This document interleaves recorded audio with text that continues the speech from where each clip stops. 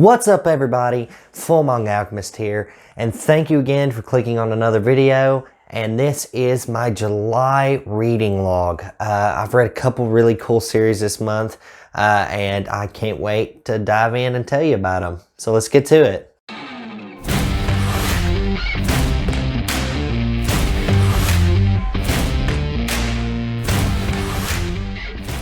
Starting off with my first series I read this month. I've read all of it within a matter of like 2 days. It's one of my favorite series that I've ever read, and that is Shujo Oshimi's Flowers of Evil. This manga is absolutely batshit insane. First couple volumes, you're like, what's going on? And then the story just slowly gets deeper and the characters are melding more. And I just honestly can't say enough good things. The artwork's fantastic. The character development is fantastic. And it's a very, very short series. I think it's like 7 volumes, maybe more. I think it might be 9 altogether. And it comes in pretty decent omnibus forms, like 3-in-1s. And I cannot suggest people to read this enough. If you're new to Oshimi, this is considered his best work. I'm gonna jump into way more of his series after that.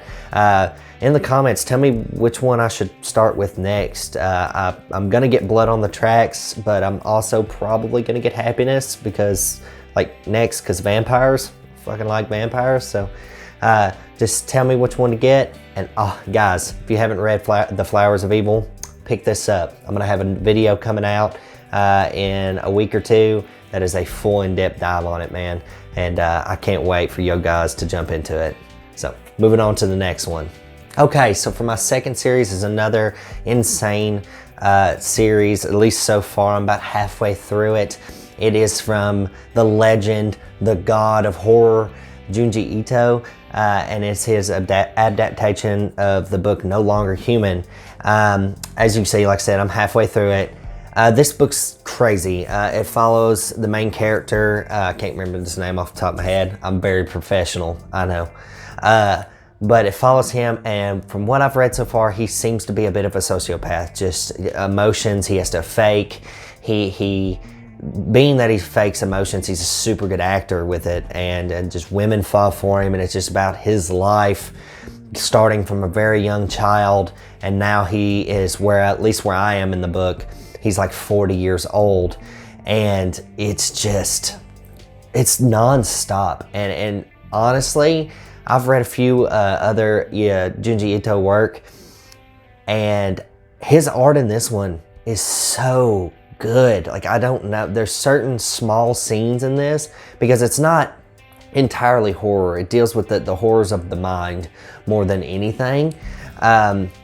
And just this man spiraling out of control as far as anxiety and stress, and just having really sociopathic thoughts, like thinking about killing his childhood friend, because his childhood friend knows that he fakes all of his emotions, and he doesn't like that. And it's just wild. And when Ito does the horror scenes in this manga, it is just your grip to that panel. It's so good. I hope it really sticks the landing. Knowing Ito, it probably will.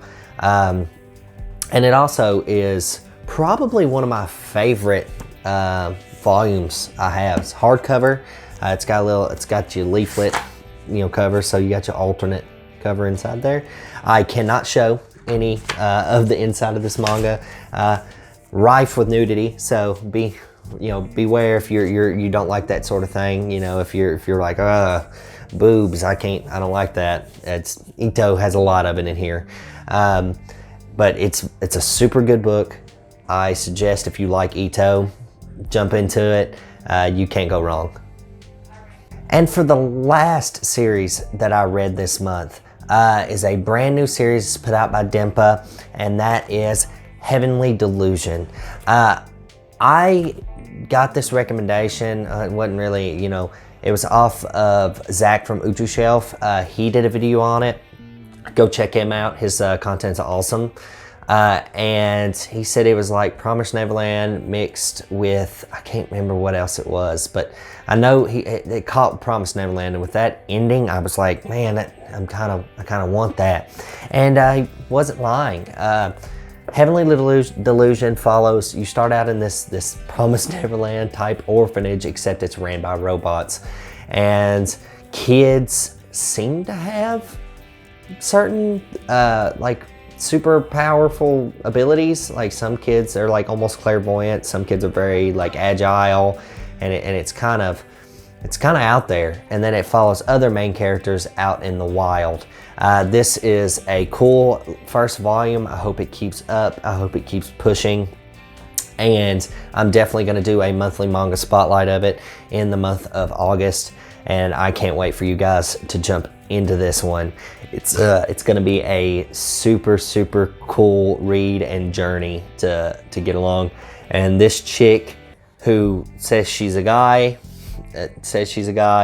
is a badass. So she's awesome. So those were the 3 main series I've read this month. I recommend all of them. Ito, like I said, if you're not a fan of any nudity in your manga, you know, kind of steer clear of that. But if you like Ito at all, pick that up.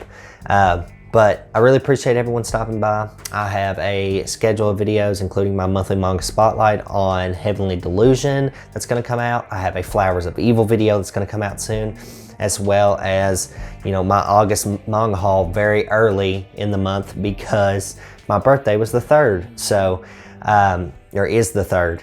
But I really appreciate everybody stopping by. Tell me in the comments what you've been reading in the month of July. I would love to know. And tell me what next Oshimi work I should pick up. I know there's a few big hitters, you know, Inside Mari, Happiness, Blood on the Tracks. Tell me which one that you guys think I would like the most. So again, thank you guys. I really appreciate it. If you like content like this, subscribe to the channel. I put out on a decent schedule.